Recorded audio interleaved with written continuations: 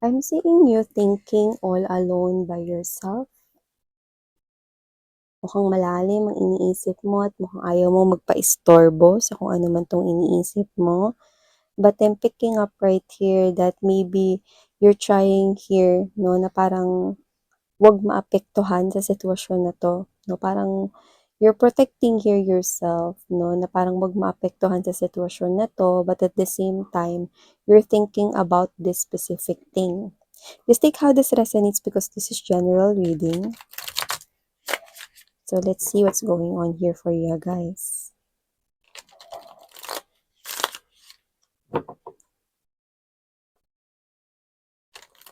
You know, hearing that song, I want to break free.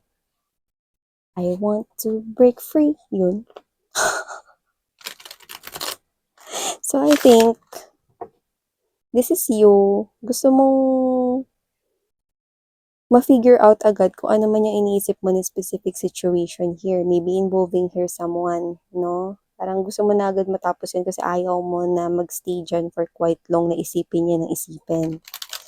So, alamin natin kung anong ibig mong sabihin dun at anong klaseng sitwasyon ito para sa'yo. Okay, so let's go ahead and check this out for you, guys.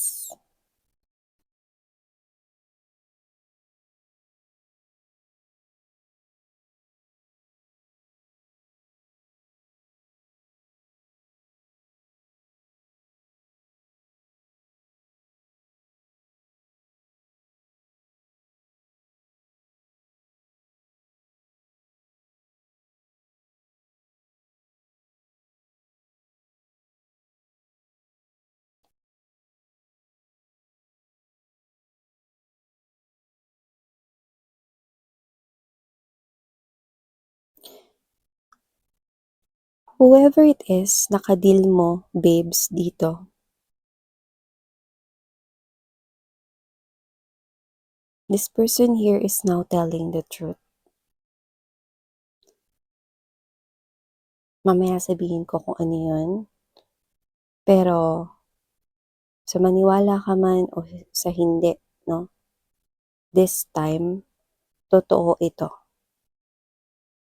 Kung sino man tong kadil mo, nakikita ko, no, na maaaring pwedeng 1,000 beses na rin siyang nagsinungaling sa'yo or maraming beses na rin siya ritong nagsinungaling sa'yo. Okay? Pero, from all of those 1,000 lies, no, na sinabi niya sa inyo, this is the only truth na nakikita ko rito.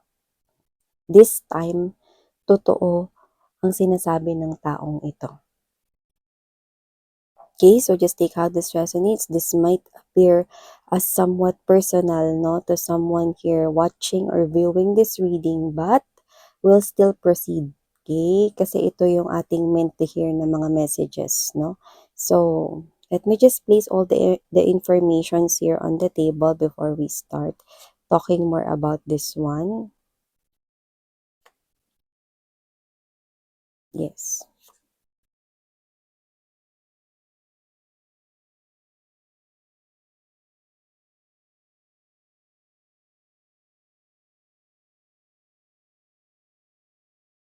Four of Wands, right at the bottom of the reading. So, hi and hello collective! Thank you so much sa patuloy at wala po ninyong sawa na pagsuporta sa akin dito sa channel na to. At sa mga nag-subscribe and nag-like, share nito na maraming salamat, no? At sa patuloy na nag-share nito sa kanilang loved ones. Thank you so much mga babes. So wala tayong gender, bae, lalaki, LGBT, cross-watchers, you're all welcome here. You can flip roles if you want. But here, I do see an energy with the Seven of Swords, Queen of Swords energy, Sun, and King of Cups right at the center of this reading. So, this person here lied to you for so many times already. This could be anyone you know. This is someone here that for you, siya yung pinakasinungaling na taong nakilala mo sa balat ng earth. And whoever this individual is, this could be someone here that you you had history with when it comes to love. But just take how this resonates here. But I'm seeing that this person here told you so many lies before. Kaya medyo nahihirapan ka na pagkatiwalaan, no, ang mga sasabihin niya or ang sinasabi niya rito sa'yo. Because I'm seeing this person here approaching you with the Six of Swords energy to the Knight of Swords energy. I'm seeing this person here with a lot of desperation, with a lot of pursue, no, na energy na nakikita ko sa taong ito, no.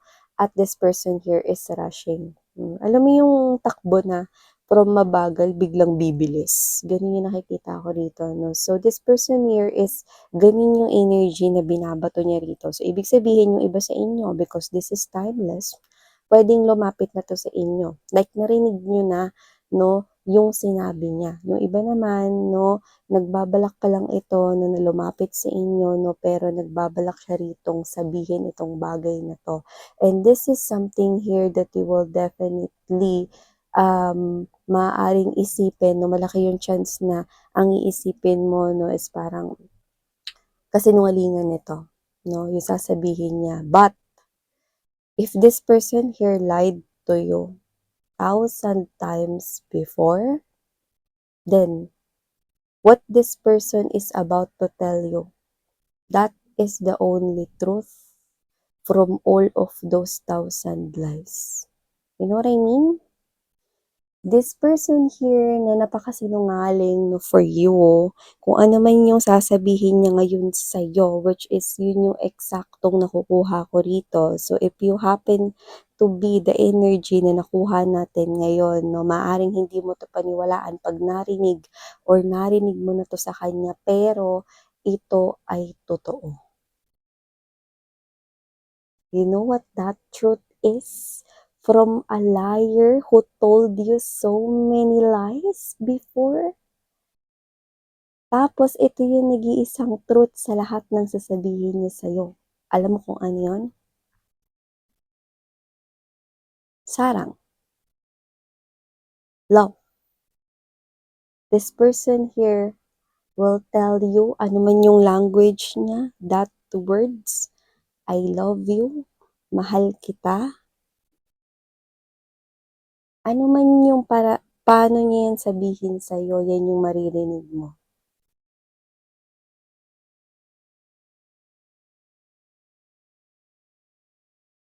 And after hearing that, this is you, may isip mo, sinungaling. Paano ako maniniwala sa isang taong sinungaling? Na nagsinungaling sa akin ng 1,000, higit pa sa 1,000 beses. Tapos sasabihin niya sa akin, mahal niya ako. Ha? Miss yan.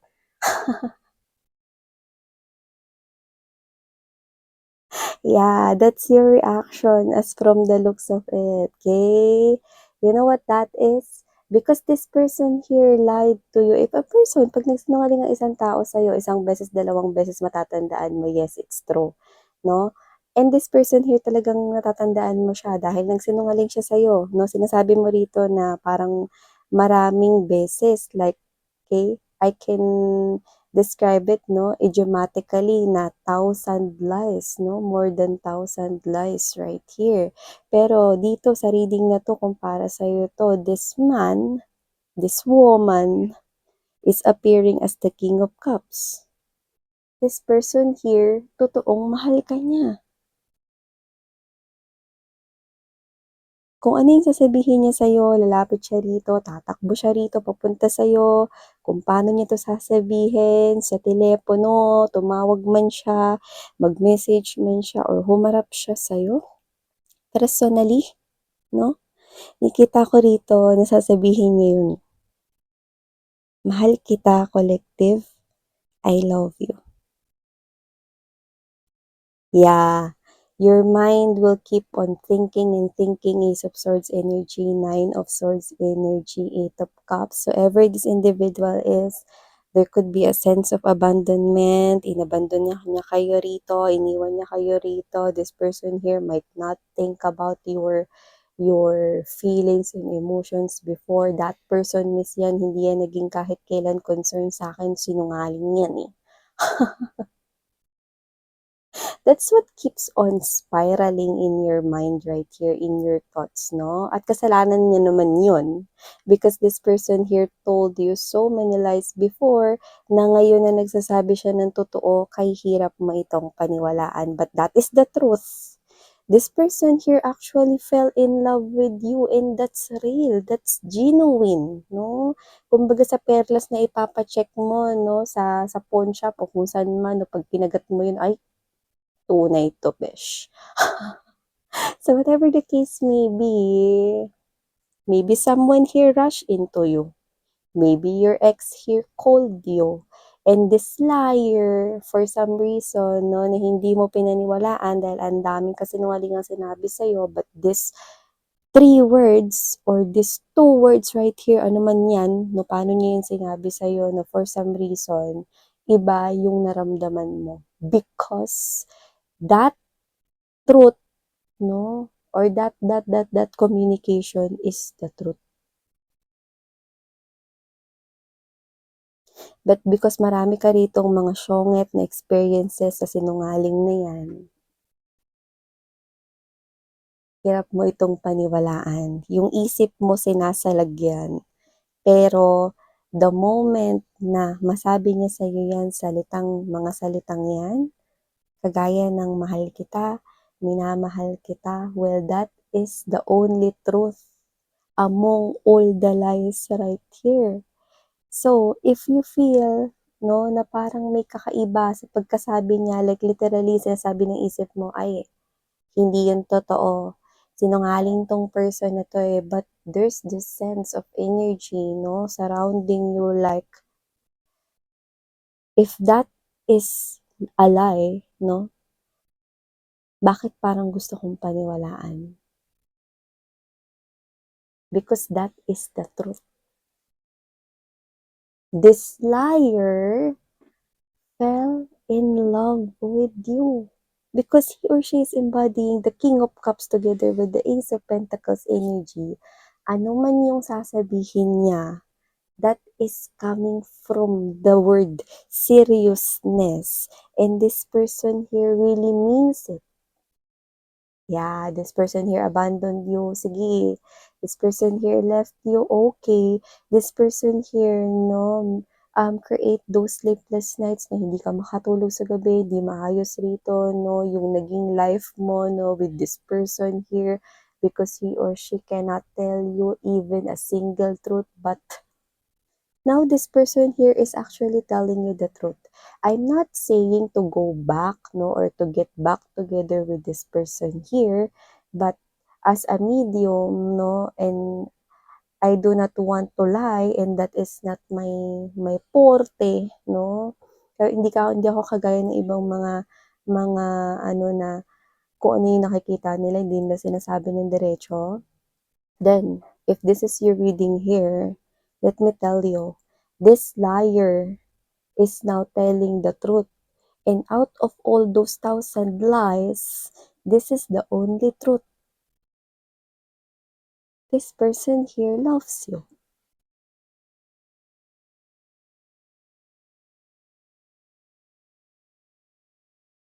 After hearing that, kagaya ng minention ko, yun yung mararamdaman at may isip mo, no? Pero nakikita ko na nanatiling sarado pa rin ang pintuan mo sa kanya. Okay?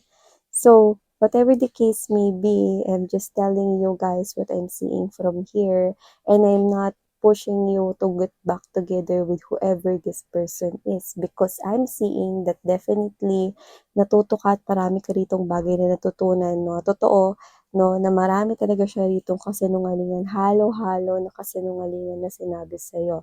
But for some reason, no, ito yung nakikita kong totoo sa lahat ng mga sasabihin or sinabi niya. And I think it just happened recently kung lumapit na to sa inyo. At yung iba naman no, is lalapit pa lang to, then that is what this person is about to tell you. And what about this person here is that this person here actually means it a lot. Whoever this individual is, nakita ko yung energy niya rito, no? Like literally, kahit na parang bigyan mo lang siya rito, no, ng just 5 seconds. Pakinggan mo yun. Actually, iniisip niya nga eh, no? Na kapag nakipagkita siya sa'yo rito, no, you will not actually, no, hold your phone and pindutin yung answer, no? Like literally, this person here is thinking na hindi mo yun gagawin. So, if this happens, more likely, no, napuntahan ka niya, this person will just borrow even 5 seconds of your time just to say he or she loves you. That's what the spirits and angels are telling here. So, yung iba married kayo dito sa person na to, or yung iba, maaaring iniisip nyo ng pakakasalan nyo yun before, no? Pero whatever the case may be, I'm seeing you've committed yourself with this person here. Okay? So, I do see, no, that this person here will definitely, cause you to pause and stop from whatever it is na ginagawa mo sa araw na ito. Because whatever this person here is about to tell you, at yun nga yung I love you or mahal ka niya, no, nakikita ko na iisipin mo yan hanggang sa pagtulog mo at hanggang sa kinabukasan right here. Not because you have feelings for that person, but because you feel na parang there's truth in what this person is saying, and you're right. Because this liar fell in love with you. Okay. So yeah, yung nakita ko mensahe dito for you guys. Maraming salamat sa inyong support at walang sawa na pagmamahal sa akin. No, I really do appreciate you guys. Sarang heyo, love and light, and annyeong.